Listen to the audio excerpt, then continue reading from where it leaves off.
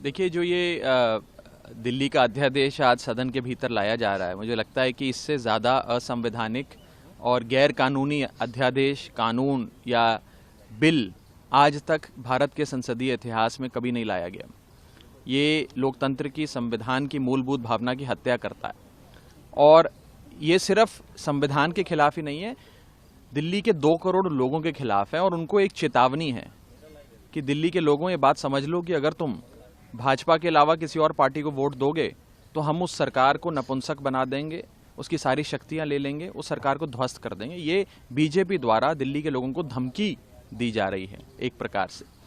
और केवल दिल्ली के लोगों की ही चेतावनी नहीं है, ये बिल देश के जो माननीय सुप्रीम कोर्ट है, उच्चतम न्यायालय है, उसकी तौहीन है। सुप्रीम कोर्ट का संवैधानिक पीठ का सर्वसम्मति के फैसले को मात्र 8 दिन में एक ऑर्डिनेंस के माध्यम से पलट देने की जो पाप एक केंद्र में बैठी मोदी सरकार ने किया है, वो शायद ही आज तक कभी भारत के इतिहास में देखा गया हो। और अंत में मैं आपको बता दूं, आपको ये समझना पड़ेगा कि ये सारी चीजें हुई क्यों दिल्ली के अध्यादेश को लाकर दिल्ली सरकार की शक्तियां छीनी जा रही हैं, दिल्ली सरकार को निरस्त और ध्वस्त किया जा रहा है।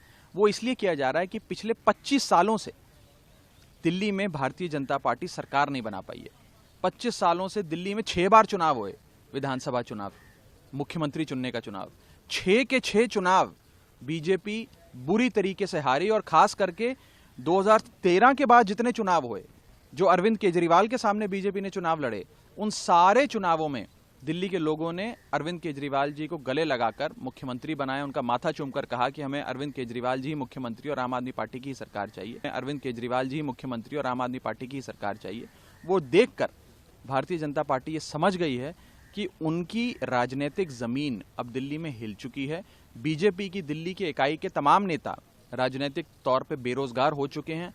तो अब अपनी खत्म हो चुकी दिल्ली बीजेपी का संज्ञान लेते हुए शायद हाईकमांड ने यह फैसला लिया बीजेपी के कि सरकार ही खत्म कर दो ताकि झंझट ही ना हो।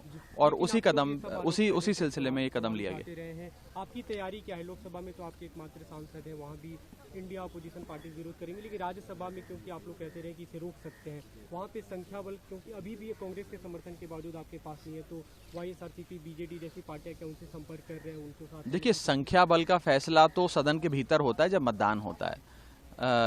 उससे पहले संख्या बल की बातें करना बेमानी होगा। लेकिन मुझे ये लगता है कि ये एक इतना असंवैधानिक कानून है कि ऐसे बहुत लोग जो संविधान से प्यार करते हैं, देश के लोकतंत्र को कायम रखना चाहते हैं, वो सब लोग आम आदमी पार्टी को वोट देंगे। और आम आदमी पार्टी को नहीं, बल्कि इस अध्यादेश के खिलाफ जाके इसे हराने के लिए वोट देंगे। संख्या बल का फैसला मैं फिर आपको बता दूं, सदन के भीतर जब मतदान होता है उस समय होता है। आज संख्या बल की और आंकड़ों की बात करना बेमानी होगा। बाकी पार्टियों से आपकी बात हुई कि व्हिप जारी करे, सभी सांसद उनके रहे मौजूद? देखिए, सारी पार्टियां अपने हिसाब से फैसला लेंगी और जो उन्हें उचित लगेगा करेगी।